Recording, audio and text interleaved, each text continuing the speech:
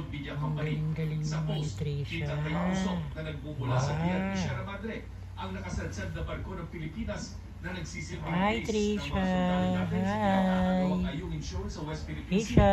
Sabi ng caption, mapanira sa kalikasan ng Hello. aktibidad sa barko.